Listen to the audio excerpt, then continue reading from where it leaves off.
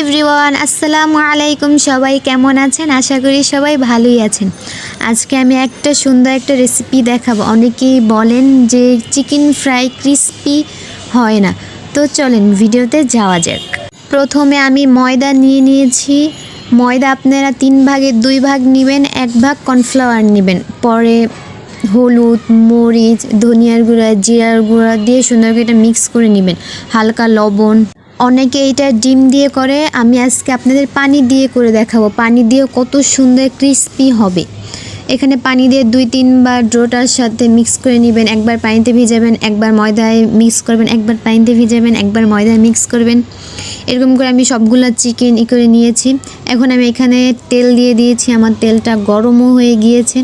এখন দেখেন কি সুন্দর করে আমি এটা দিয়ে দিয়েছি। তেলটা পরিমাণ মতন গরম হতে হবে, না হলে চিকেনগুলো হবে না। তেল গরম না হওয়া পর্যন্ত চিকেন কিন্তু আপনারা দিবেন না। দেখেন কি সুন্দর কালার এসেছে। আমি চুলাটা অফ করে দিয়েছি। এখন দেখেন কি সুন্দর কালার এসে, কত সুন্দর মচমচে হয়েছে। আমি এটা ভেঙে দেখাতাম কিন্তু খুবই গরম দেখে ভেঙে দেখাতে পারিনি। আপনারা একবার এভাবে ট্রাই করে দেখবেন। কার কার আমার ভিডিও ভালো লাগে